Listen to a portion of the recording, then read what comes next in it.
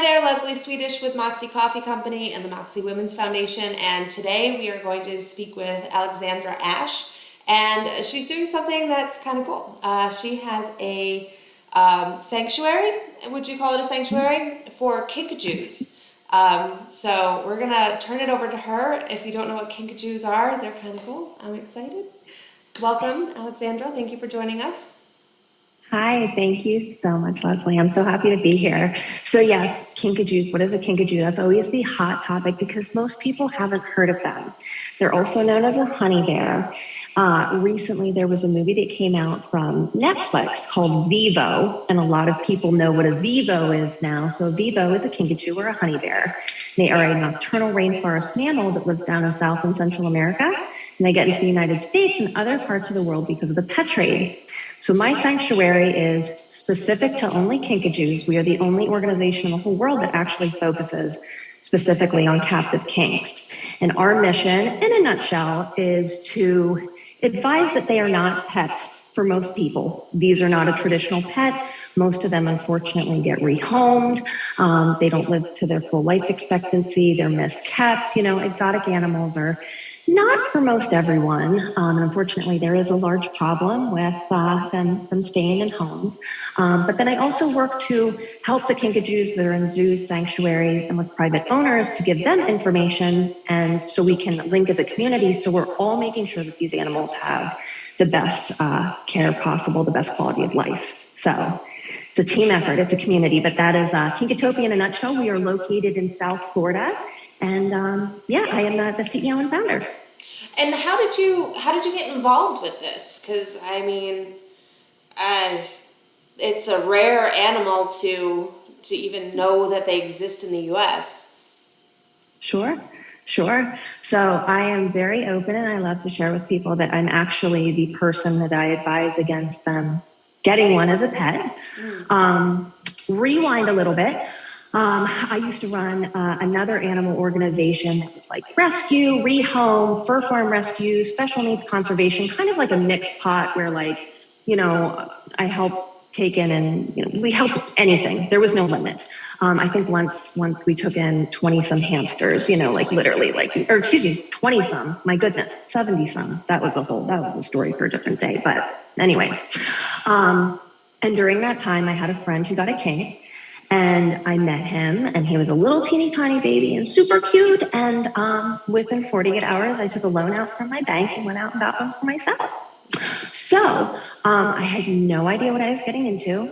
And, there's this wonderful baby phase through their first 9 months to a year where they're tiny and they're cute. And, it's kind of manageable to stay up late with them, or, they don't have their adult teeth yet, so their biting really isn't bad. And they're manageable and controllable to a degree. But then when they get older, it's a completely different story. And I ran into that situation with my boy. I still have him, Arkham. It's my firstborn, I say. And I got him when he was 3 weeks, and he is over 6 years now. But I ran into obstacles because I didn't listen to some advice that other people were giving me for neutering him. And then I didn't really have many professional resources to reach out to. So when I needed help, I learned that, there's probably more people out there.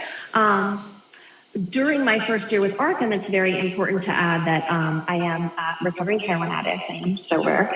And during this time, I had gotten Arkham the year prior to a relapse that I had. So when this relapse hit, this was kind of this time when I had to take a step back, focus on myself, get well again. But I was also off social media. My old organization was kind of taking a little hiatus so I could get well again.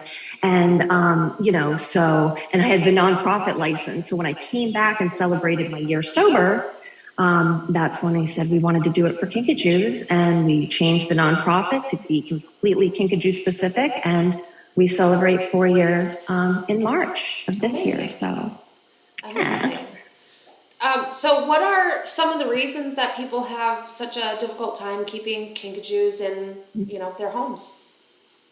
Excellent question. So, like I just touched on the adult teeth, these are animals that pack a very rough bite.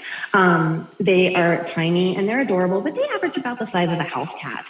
But they are packing some canines that are much larger than a normal house cat. They're actually derived from carnivores, even though they are primarily fruit eaters. And so they have a very nasty bite that can also be very unpredictable.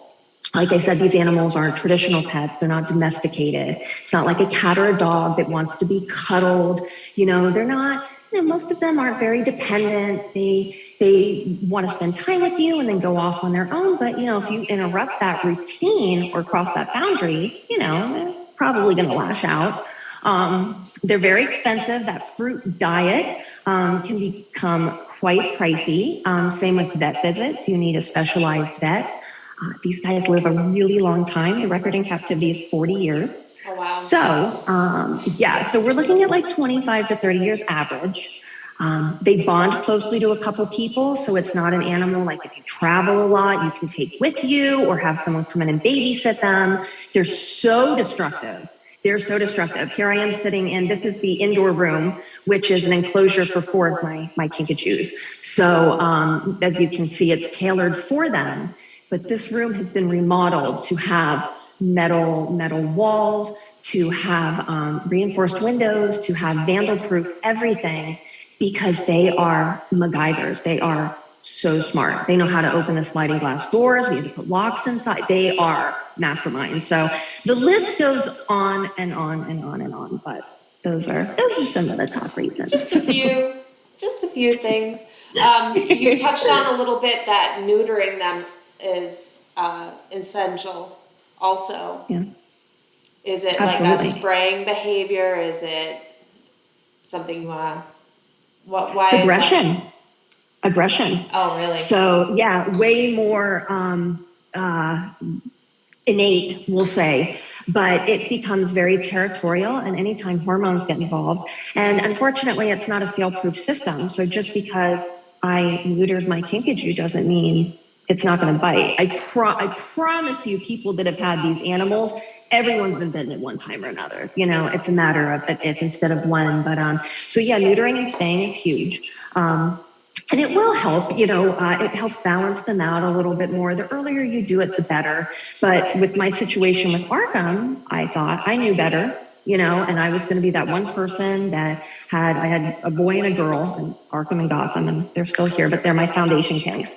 And I thought, that's going to be fine. At one point, I wanted them to have babies. I'm like, we're going to be a big happy family. I mean, I just thought I knew better, and I didn't. And I had to go through my process to realize how just inappropriate all of that was, and we were able to turn it around. And I run into a lot of people that have the similar issues, and maybe they tell me they want to do it their way or something. It's just like, okay, I usually hear from them again. Everyone just has to go through their own process. But so Arkham, I ended up neutering him when he was 3.5.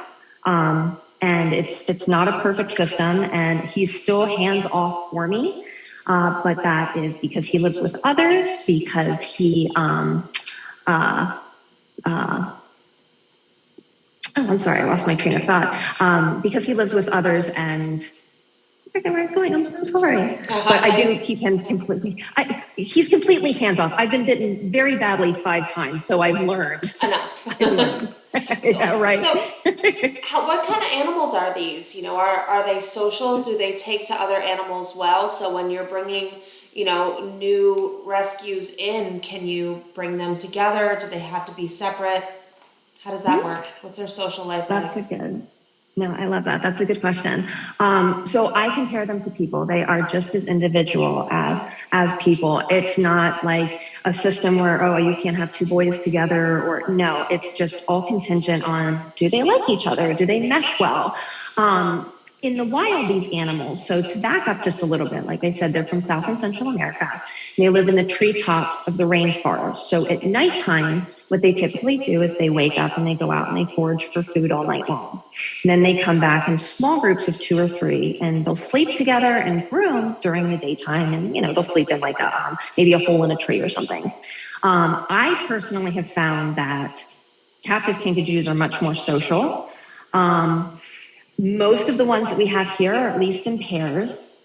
And we have one who just doesn't like other kinks, and he lives by himself. He's the king in the castle, and that's totally respectful. It's totally fine. But I do find them to be very social. They're extremely smart.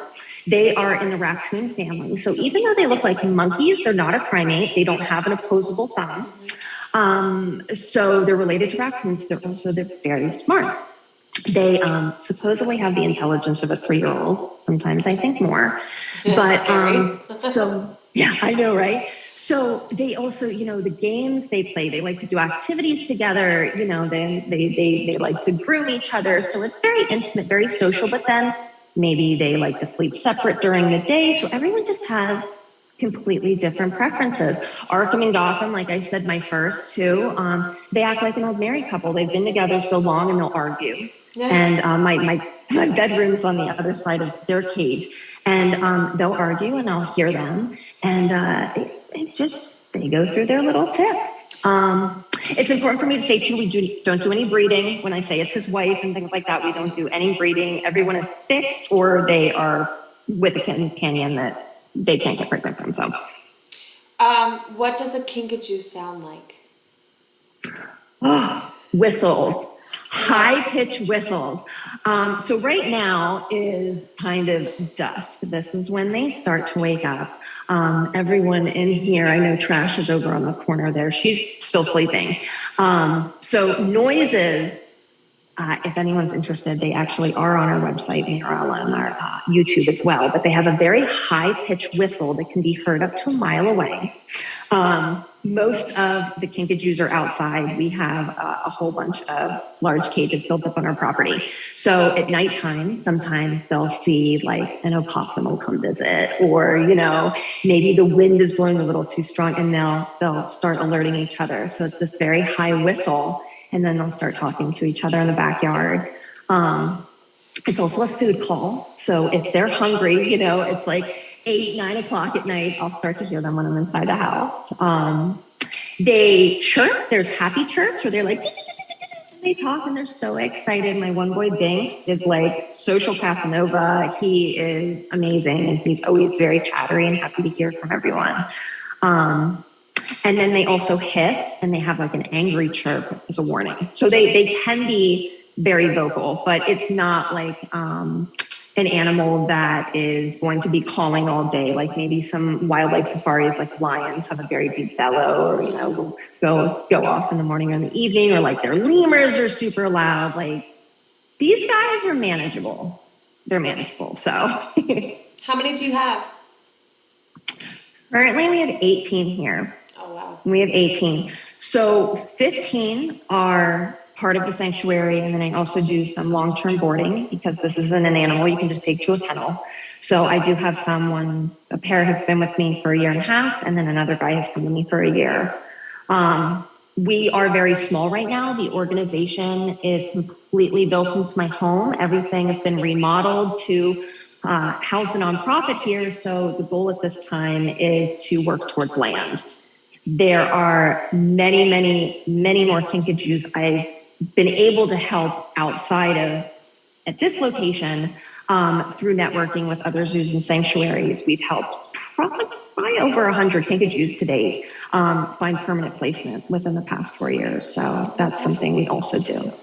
How often would you say do you come across a kinkajou in distress that needs help, that needs intervention in some way, whether it's coming to you or just you going in and educating? Sure. It's growing to be more and more as more and more people learn about us, which is amazing. It also causes me to be spread very thin. I am consulting on, I don't know, maybe 5 cases a day, and that's just communicating with people that maybe that's communicating via email, and that's direct cases where we're talking about behavior, we're talking about diet, maybe husbandry.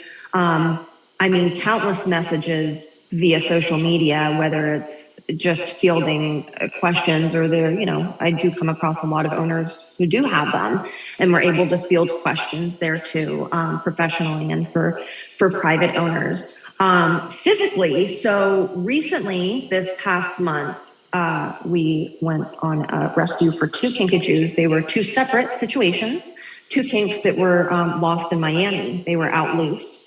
Florida and Texas, parts of Texas, they can get out and survive in the environment. So unfortunately, it's common, but they're so smart. There's also a dumping problem. People will let them out. My one girl, Trash, her name's Trash Can because she was found in the dumpster. So she's been here, but that's where her story started with us. So we went on these calls, to go out and rescue, and we actually located the owners, reunited them. There are calls in addition to that, that I haven't been public about, but there are things that I hear about behind the scenes that I'm working on with physical cases or unfortunately lost kinkajous or Florida is a hot spot. And then whether it's boarding or, we're doing a lot of virtual stuff now, going to meet with some Girl Scouts in person to educate. So it really is just anything goes whatever direction we're pulled in, we're there for it. But it is a 24/7 job. I work full-time in addition, and it's nonstop. So it's my life. Yeah, sounds like it. How did you come to know so much about kinkajous? Just doing your own research, trial and error? A lot of that. I have mentors. Mm-hmm. I kind of used the structure that a 12-step program that I'm in has, with sponsorship and helping others and remaining teachable and open-minded and having a community. So I basically took that foundation and started networking and started building, a trustworthy network. I don't really try to ever shut anyone down. I don't firmly believe that even in what I do, that there's a black and white or right and wrong way of doing what I'm doing. I hope at the end of the day, we're all fighting for the same cause of the animals, but, some people feed straight fruit and aren't fans that I throw in some vegetables, but, we do things differently.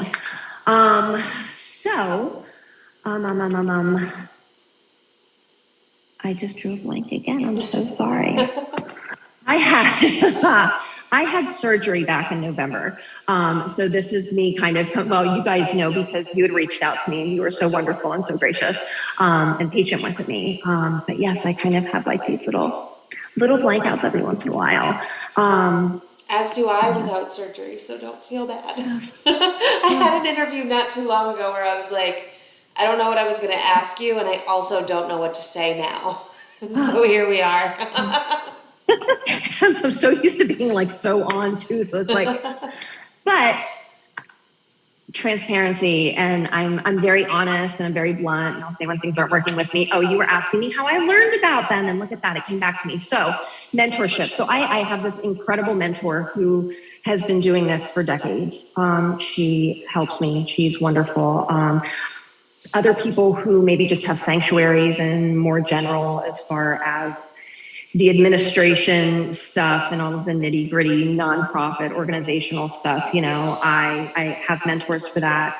We built the community, lots of scholarly articles. There is a lot of information out there that's scientific or it's based off of them from the wild. So, and like you said, trial and error. So I've worked with a lot of veterinarians that maybe we were trying to work on behaviors, or there are health issues that these animals have that because you don't really have a kinkajou specialist, so there's a lot of trial and error in the medical field. We had one girl who had she had blood in her urine for a very long time, and because they're hard to diagnose, you have to put them under because of the bite risk.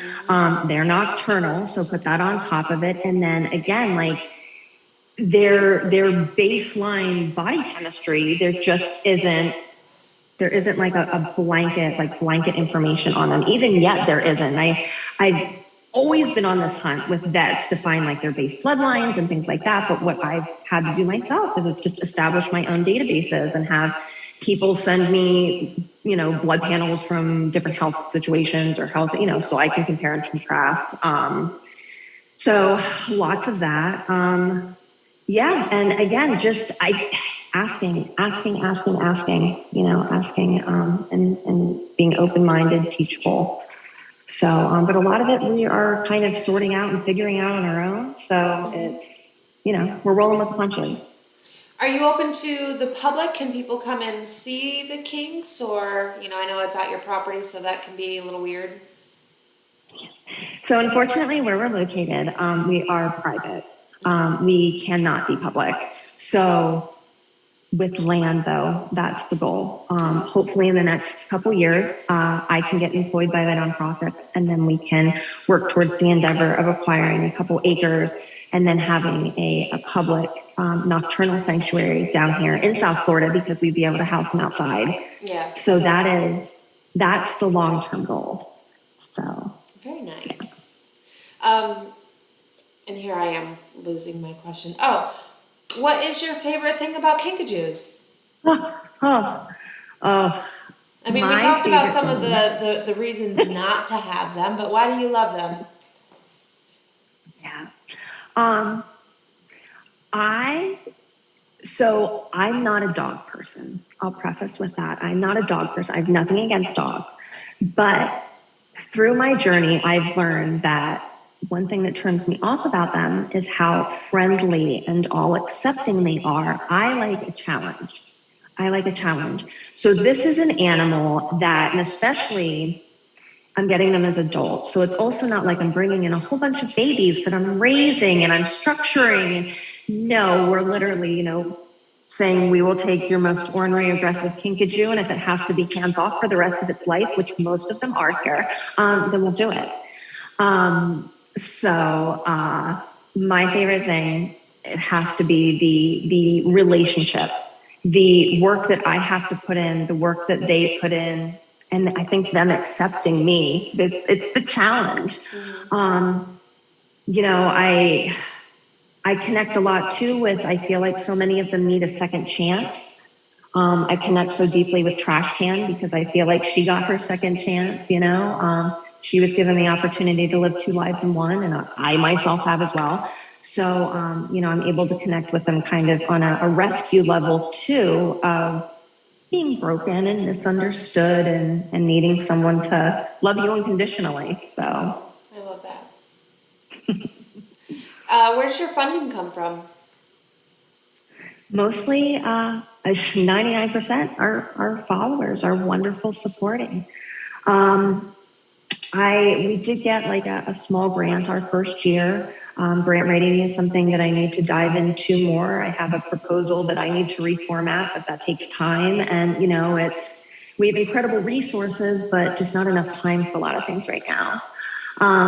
So yeah, the people that believe in us. So a lot of it's through social media. That's where we do a lot of our communicating, as anyone these days. We also have Patreon.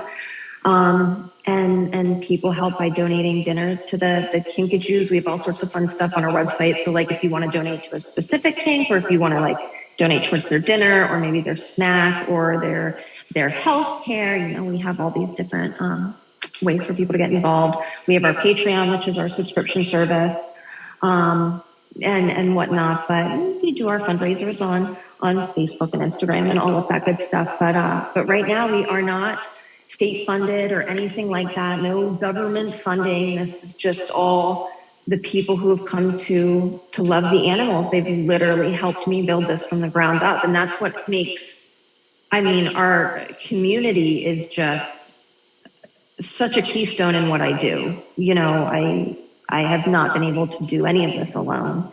And people have seen us grow from, no cages on our property to now these wonderful large cages that everyone has helped build. When COVID started, there was that pivotal moment where it was time to either make it or break it for a lot of people and business owners, and so many different situations. But fortunately, we weren't relying on the public to come in, so we had that going for us, and our community came to our rescue. We didn't even have to ask.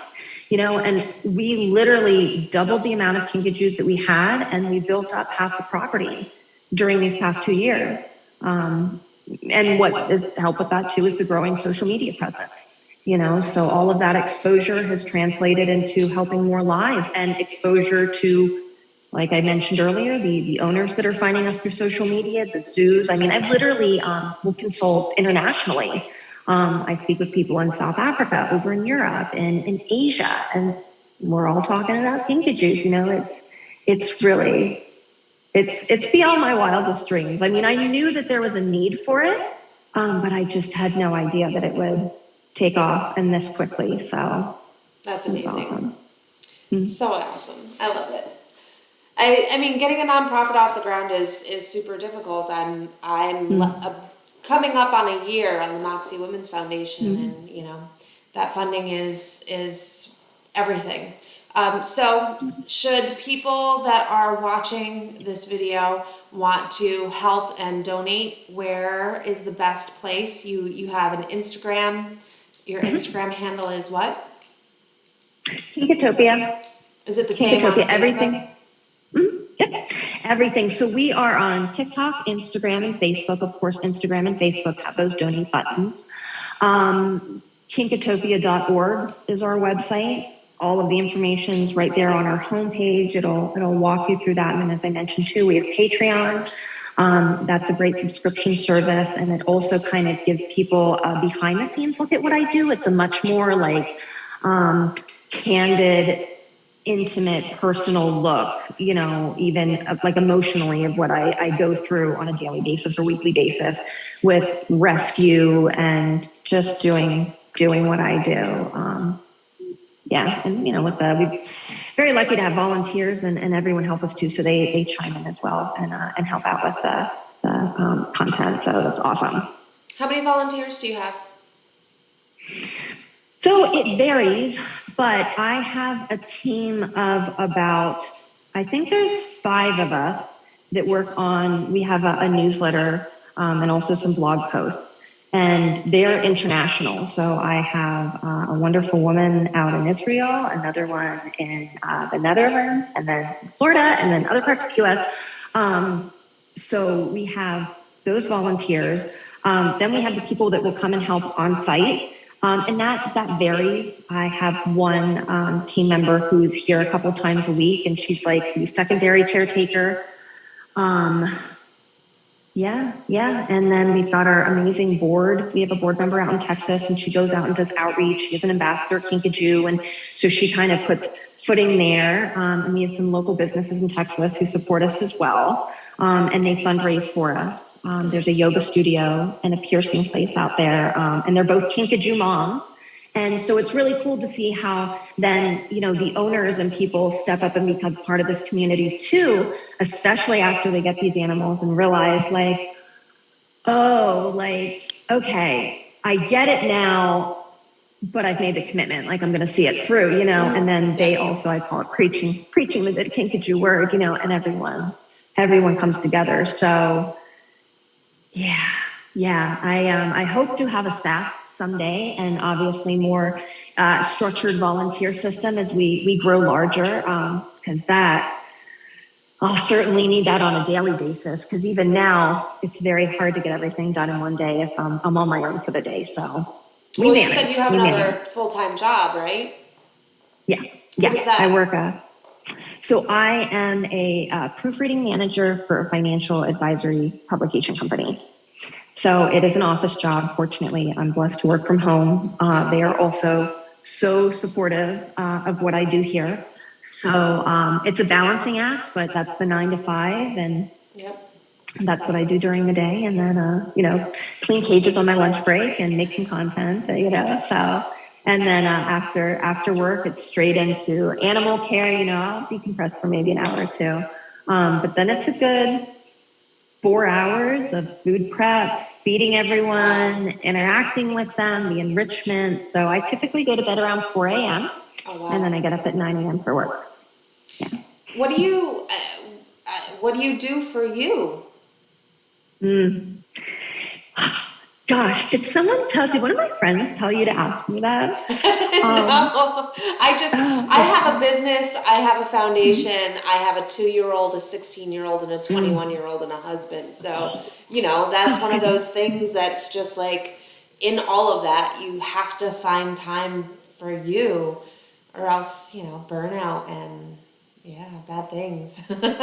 Yeah.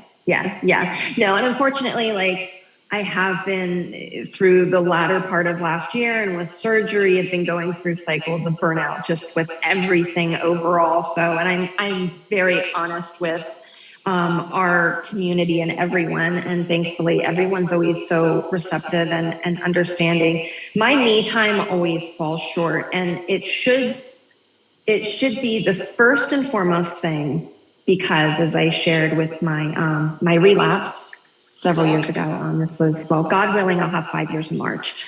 The main contribution to my relapse was that I didn't practice self-care. And I had all these lies, and I did have like a second location at that time. So it wasn't officially a nonprofit. I wasn't a 501c3. I actually applied to get that license and got the approval letter while I was in treatment. That was a very cool, powerful moment. That was like, okay, here we go. Here's your future. That organization. I didn't practice any self-care. It blew up too quickly. It outgrew me very quickly, and I burn out, and I went back to old habits. Now I can look back in hindsight, and I still remember the emotions, the feelings every single day. I remember that. And that's something that I never, ever want to go back to. I'm very grateful for it for that reason. But it is a constant battle. I've learned to ask for help. I have struggled accepting it. I've gotten better at vocalizing when I need self-care, but it's another thing for me to follow through with it. So it's a work in progress. Sunday I have blocked off as being a me day. So hopefully anyone who sees this by then holds me accountable. There you go. Well, I can tell you that I was facing some super burnout. I mean, like I said, I have a 2-year-old COVID. I started a business and a foundation in the same year. And I actually reached out to a health coach for weight loss. That was it, just weight loss. And we ended up pivoting into like mental health and self-care somehow, some way. And I'm not really sure how that happened. I'm thankful for it because I don't, but one of the first things, and it was a very, very difficult thing for me to learn, was to just feed myself. Seems very simple, but I really struggled. It's the first thing that we overlook. Yeah, I struggled with it. I struggled with, I would eat dinner, but breakfast and lunch, like it was a waste of my time. I was, struggling with weight and confidence and things like that. So eating seemed counterintuitive to the things in my brain. But the very first thing that she did was had me just, eat meals as self-care. So. But it's like back to the basics, like same thing. I completely relate. There are days that I won't eat unless my husband feeds me, or I won't eat until after all of the animals have eaten at 1 or 2 a.m. Like, you're like, oh my gosh, just like having kids. You're putting the food in front of them and feeding them, and then it's just like, then you're off to your next thing. Yep. I would make my kids breakfast and lunch every single day and just not eat myself. And I don't know why. And it wasn't because I thought if I ate the food, I would be fat. It was, if I ate the food, it was taking up time that I didn't have. Or I think it's going to slow me down. Like I'm going to be tired then or something. Yep. So not coffee, that it's fuel or anything. Just drink coffee all day and then wonder why I'm not sleeping at night. Oh gosh. I do. I get it so much. What does your husband think of your kinks? Oh, so he always loves to tell people how he laughed at this whole situation. And he did. When I told him that I wanted to just do kinkajous, he was just like, okay. And then I found out later on, because it seemed very easy after, coming out of what I just did and getting back into the animal community and rescue. And, everyone was totally on edge, rightfully so. It was kind of like, okay, what's our next move going to be? And so I think Michael felt comfortable with the kinkajous because now he's honest and he says that he didn't think anyone would have one for me for like a year or two, it would take so long to get off my feet. And I was battling, coming back, my relapse was very ugly. It was very public. So when I came back that year later, I was entering the world again. So it wasn't just going to be the animals, I was going to be battling other things. But he said, okay. And I started our Instagram account. And within 48 hours, I got a message about our first kinkajou who first officially came kinkatopia. And I think our first year we took in 4 or 5 kinks, So we very quickly realized, and he did too, that it was going to be much bigger than either of us ever anticipated. He's very supportive. He takes care of me and he takes care of the house.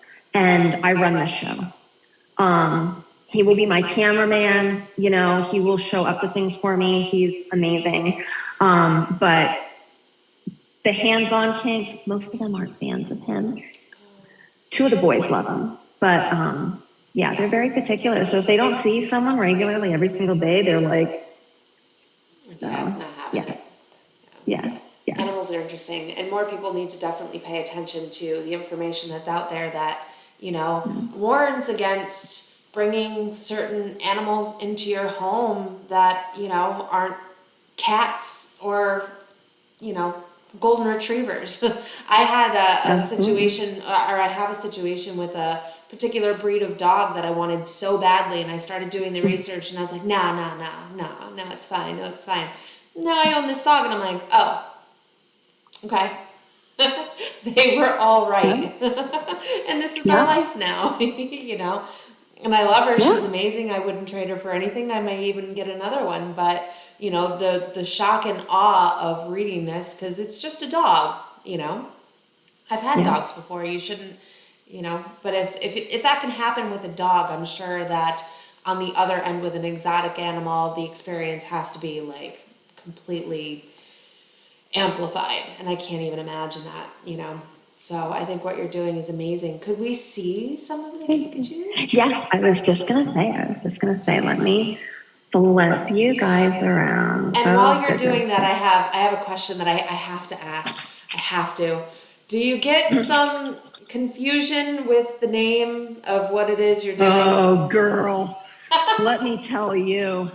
So currently, we're having issues. I get so many community guideline violations for TikTok. Oh, this might be a little dark. Aww. I get so many community guideline violations with TikTok. I'm going to move no, I don't think I can move the ring light. We get told that we're going to lose our account, and I think we have the same problem with Instagram. So we've been trying to get in touch with people who work for these places to have someone consult to tell us. I had my Google My Business removed recently, and it was because of this. I had to have it reinstated. So this is trash. This is trash. She oh, hello, good morning. She is. Trash, you say good morning? She's probably gonna yell some here. I don't want to come into the light, honey. So they're very light sensitive. So slow. But you see, she's got the dark little beady eyes for being a nocturnal animal. Come in. Quite a long tongue. Starting to What's the tail for? She's got a nice thick tail. Yeah, Is that balance? Where's your boot tread? There's your butt. It's underneath her. It is, yes. So it's for balance, but it's also for getting around the treetops of the rainforest. Okay. Here, she's zoning out. Let me see if maybe my boy will pop his head out. So they have a pre-enzyme acts as another. It acts as another arm or leg for them. Oh, you know what? He's okay, cool. So it actually does, if one of them, give it to me, come here. It will literally hook around you, here's Binks. It's a little finger. So this is Binks. Binks, do you maybe want to come out Binks at all? is what are you waking me up for? Binks. Hi, Binks. Binks is our youngest. He's going to be 4 in a couple weeks. Come on. And he actually came to me at 9 months. He came to me as a baby. Come on. But he's also our biggest. He is our biggest baby. So he is quite large. Oh, okay. What are we doing here? Okay, so what downward facing dog. Yeah, so here's this. Here's our tail. No, she's not going to do anything prehensile with me. She's like, no, I don't want to grab onto you. She is sucking her hand and listening to the kinks outside.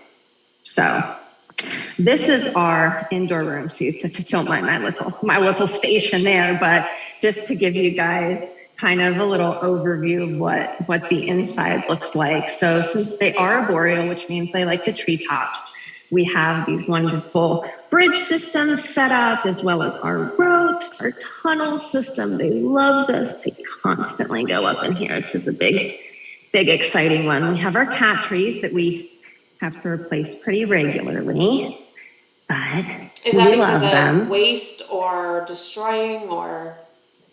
Mostly at this point, my boy is so big that he leaps across and he breaks off the arms of them.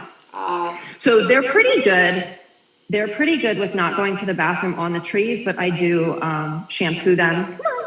I shampoo them every other month. There's a lot of cleaning involved. So much cleaning. Like literally, we deep clean from floor to ceiling once a month. I mean, I'm cleaning in here daily. We've got projects weekly, so it's pretty nonstop. They do have the cages in here and extra caging. That is because in South Florida, we have hurricanes. So we would have to bring everybody in here for a hurricane. We have housing that we store offsite too. So this is just, a little bit of it. My aggressive boy, well, Arkham, God bless him. He's asleep up in this box, but that's his cage. Animals will bite.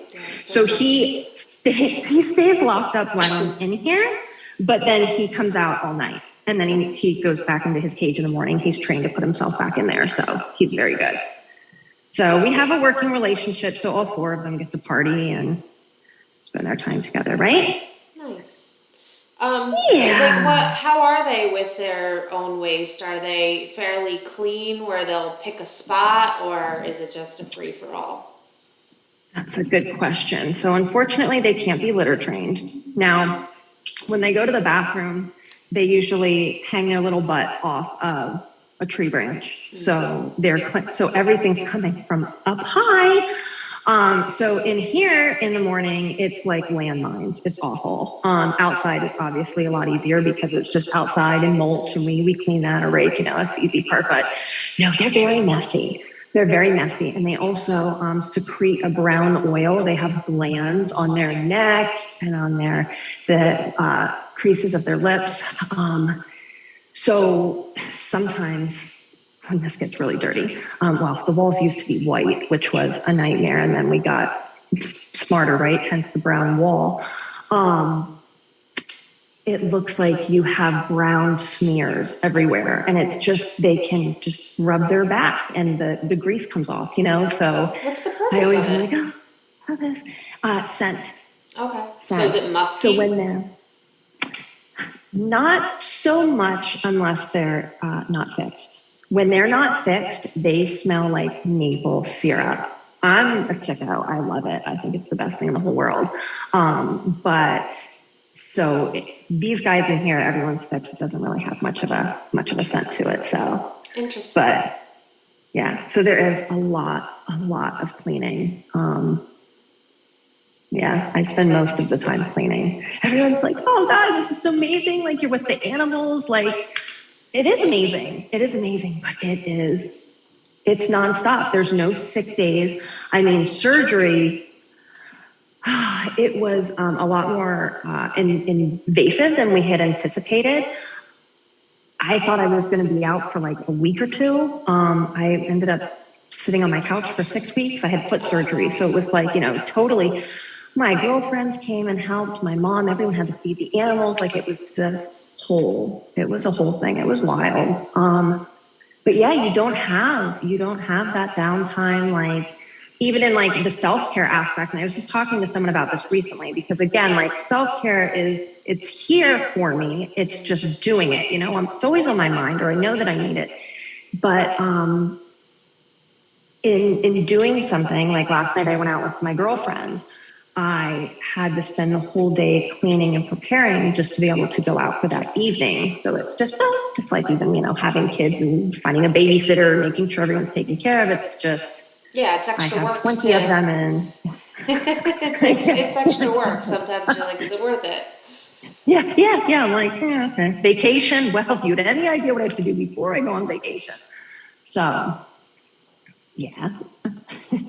Well, I think what you're doing is fantastic. Thank you so much for showing us some of your kinks. Thank you. That's not going to get old ever. I know it really doesn't. I'm like, and well, thank you so much again. Thank you for being so patient. Really appreciate you guys. Oh, no problem. I'm glad everything worked out. I'm glad that you've come through surgery and are back at it. And again, this is gonna be published on the blog on March 25th, and we'll push everything out so everybody can have access to all of the links. But if you're watching this now on YouTube, is it kinkatopia.org?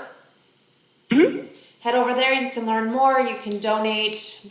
Virtually adopt a kink. Do what you can. I think this is a great organization. Thank you so much for taking your time out tonight. I know you're probably getting close to feeding time and probably a bunch of fruit prep, so we won't keep you any longer. No, thank you so much. I appreciate it so much. We'll be in touch. Thank you.